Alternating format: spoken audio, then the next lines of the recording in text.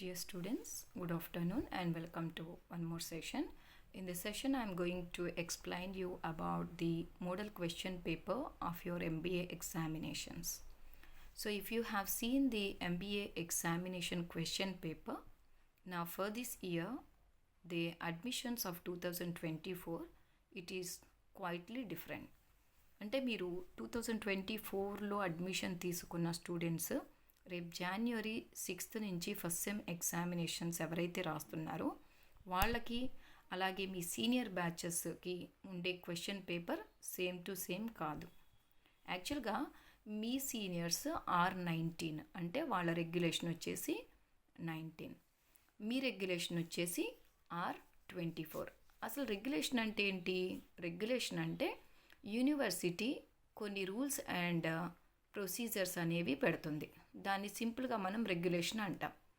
అయితే మీ prior batches R19 వాళ్ళు అంటే 2019లో జాయిన్ అయిన MBS నుంచి 2023 వరకు జాయిన్ అయిన MBS అందరికీ కూడా R19 అంటే రెగ్యులేషన్ 2019లో వచ్చింది. మళ్ళీ 2024 వరకు ఇంకో రెగ్యులేషన్ రాలేదు. సో అందరికీ 2019 అప్లికబుల్ మీ సీనియర్స్కి, బట్ మీకు మట్టుకు R24. సో రెగ్యులేషన్ అంటే ఏంటో క్లారిటీగా మీరు తెలుసుకున్నారు. ఆ తర్వాత మీరు రాసే క్వశ్చన్ పేపర్ మీదే మీ రెగ్యులేషన్ అనేది చాలా క్లియర్గా మెన్షన్ చేయడం జరుగుతుంది. సపోజ్ ఇది మీ సీనియర్స్ క్వశ్చన్ పేపర్. ఇక్కడ మీరు కనుక చూసినట్లయితే R19 అని చాలా క్లియర్గా ప్రింట్ చేయడం జరిగింది. అంటే ఇది రెగ్యులేషన్ R19. సో రేపు మీరు రాయబోయే ఎగ్జామ్స్లో R19 అని కాకుండా R24 అనే ఉంటుంది. ఒకవేళ మీకు గనక పేపర్ R19 అని వస్తే అది మీ సీనియర్స్ పేపర్, సప్లిమెంటరీ పేపర్ అని గుర్తుపెట్టుకోండి. మీరు ఏ క్వశ్చన్ పేపర్ రాయాలి? R24. సో ఈ విషయంలో మీరు అస్సలు కన్ఫ్యూజ్ అవ్వద్దు. ఇంకో విషయం ఏంటంటే బీటెక్ వాళ్ళకి ఉండే విధంగా మనకి సెట్ 1, సెట్ 2, సెట్ 3, సెట్ 4 అని ఇలాంటివేవి ఉండవు. అందరికీ ఒకటే క్వశ్చన్ పేపర్ వస్తుంది, అందరికీ ఒకటే క్వశ్చన్స్ వస్తాయి, ఒకటే సెట్ ఉంటుంది. సో ఇక్కడ మీరు సెట్ గురించి కన్ఫ్యూజ్ అవ్వాల్సిన పని కూడా లేదు. ఇంకొకటి, మీ సీనియర్స్కి 2023 బ్యాచెస్ వరకు MBS అందరికీ కూడా టోటల్ మార్క్స్ క్రైటీరియా వచ్చేసి 75 మార్క్స్. సో మీకు క్లియర్గా చూపిస్తాను, చూడండి. మ్యాక్సిమం మార్క్స్ వచ్చేసి ఇక్కడ 75 అని ఉంది, బట్ మీకు వచ్చేసి ఓన్లీ 70 మార్క్స్. అంటే మీకు వాళ్ళకి 5 మార్క్స్ డిఫరెన్స్ ఉంది. తర్వాత సిలబస్ చూస్తే మీకు వాళ్ళకి సేమ్ సిలబస్, 5 యూనిట్లు సిలబస్ ఉంది. First unit, second unit, third unit, fourth unit, fifth unit, అలాగా 5 యూనిట్ సిలబస్ ఉంది. సో ప్రతి యూనిట్ నుంచి కూడా ఈక్వల్ మార్క్స్ వస్తాయి. అంటే ఒక యూనిట్లో ఎక్కువ తక్కువ మార్కులు రావడం అనేది ఉండదు. సో యూనిట్ 1 కనుక మీరు తీసుకుంటే యూనిట్ 1లో మీకు 2 క్వశ్చన్స్ ఇచ్చారు, అలాగే యూనిట్ 2లో కూడా 2 క్వశ్చన్స్ ఇచ్చారు, యూనిట్ 3లో కూడా 2 క్వశ్చన్స్, యూనిట్ 4లో 2 క్వశ్చన్స్ అండ్ యూనిట్ 5లో కూడా 2 క్వశ్చన్స్. కానీ ఇక్కడ మీరు కనుక గమనించుకుంటే యూనిట్ 1 ఒక ఎగ్జాంపుల్గా నేను ఎక్స్ప్లెయిన్ చేస్తాను. ఇక్కడ యూనిట్ 1లో మీకు question number 1 and question number 2 ఉన్నాయి. క్వశ్చన్ నెంబర్ 1ని మీరు కనుక గమనించుకుంటే మళ్ళీ అందులో సబ్ క్వశ్చన్స్ ఉన్నాయి, small A and small B. ఈ స్మాల్ ఏకి ఎదురుగా 6 మార్క్స్ అని మెన్షన్ చేశారు, అలాగే స్మాల్ బికి కూడా ఎదురుగా 6 మార్క్స్ అని మెన్షన్ చేశారు. సో ఇక్కడ మీరు చూస్తే ఈ ఫస్ట్ క్వశ్చన్లో 2 క్వశ్చన్స్కి 2 × 6 మార్క్స్, టోటల్ 12 మార్క్స్ అన్నమాట. మీరు రాస్తే ఫస్ట్ క్వశ్చన్ అయినా రాయొచ్చు, లేదా సెకండ్ క్వశ్చన్లో ఏబి అయినా రాయొచ్చు.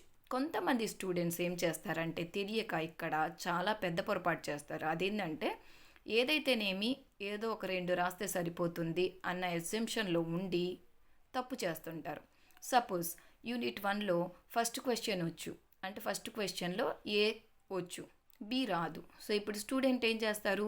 ఫస్ట్ క్వశ్చన్లో ఏ రాసి సెకండ్ క్వశ్చన్లో ఇంకోటి ఏనో బీనో రాస్తారు. రెండింటికి 2 ఆర్లు 12 మార్కులు పడతాయి అన్న ఊహలో ఉంటారు. బట్ జెన్యూన్లీ మీరు అలా రాస్తే మీకు ఏదో ఒక క్వశ్చన్కి మాత్రమే మార్క్స్ వస్తాయి. సో మీరు సెలెక్షన్ చేసుకునేది కంప్లీట్లీ 1లో నుంచైనా కంప్లీట్గా రాయాలి, లేదా 2లో నుంచైనా రాయాలి. హాఫ్ అందులో హాఫ్ ఇందులో రాస్తే హాఫ్ మార్క్సే వస్తాయి. సో అలాగే మీరు గమనించుకుంటే సెకండ్ యూనిట్లో, థర్డ్ యూనిట్లో, ఫోర్త్ యూనిట్లో, ఫిఫ్త్ యూనిట్లో అన్నిట్లో కూడా అలాగే ఉంటుంది.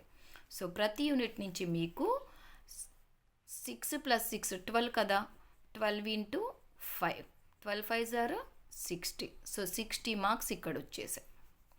ఇది questions out of all the 5 units. But మీకు ఈ 5 యూనిట్స్కి రెలవెంట్గా ఇంకొక పార్ట్ ఉంటుంది.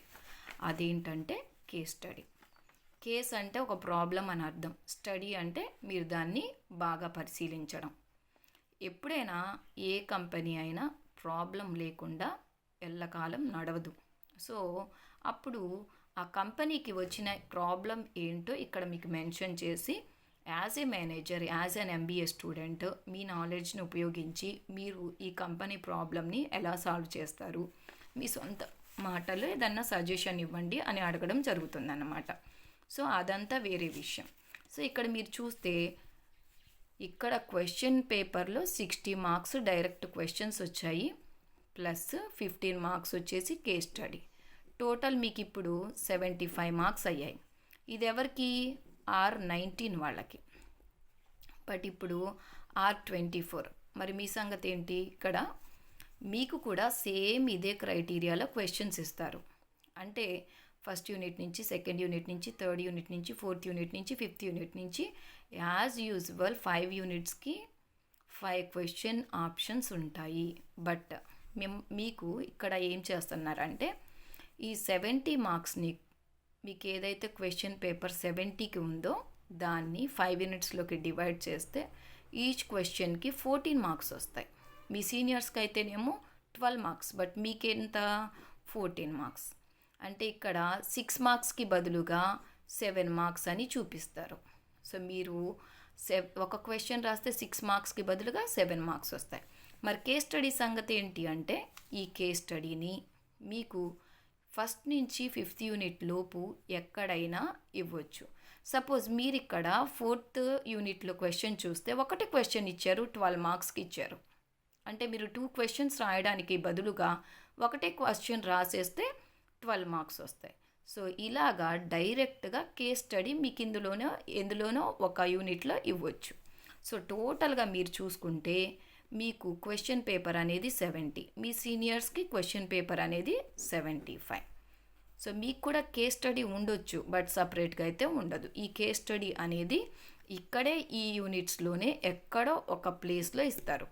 సో అది కూడా గ్యారంటీ లేదు, ఒకవేళ ఉంటే ఉండొచ్చు, లేకపోతే లేదు. సో మాకు కూడా ఇప్పటికీ యూనివర్సిటీ నుంచి ఎలాంటి ఇన్ఫర్మేషన్ లేదు. So it is a guess actually. అయితే స్టూడెంట్స్ ఎవ్వరు కూడా ఎగ్జామ్ రాసేటప్పుడు బ్లైండ్గా ఎగ్జామ్ రాయొద్దు. మీరు ఫస్ట్ ఇక్కడ కార్నర్లో రెగ్యులేషన్ అనేది చెక్ చేసుకోండి. R19 అని ఉంటే మీరు తీసుకోకూడదు. ఎవరు? Fresh batches. R19 సీనియర్స్ వాళ్ళు సప్లిమెంటరీ ఎగ్జామ్స్ రాసేటప్పుడు వస్తుంది. మీకు మట్టుకు R24 అని ఉన్న క్వశ్చన్ పేపర్ మాత్రమే ఆన్సర్ చేయాలి. ఐ హోప్ మీ అందరికీ ఈ వీడియో యూస్ఫుల్గా ఉంటుంది అనుకుంటున్నాను.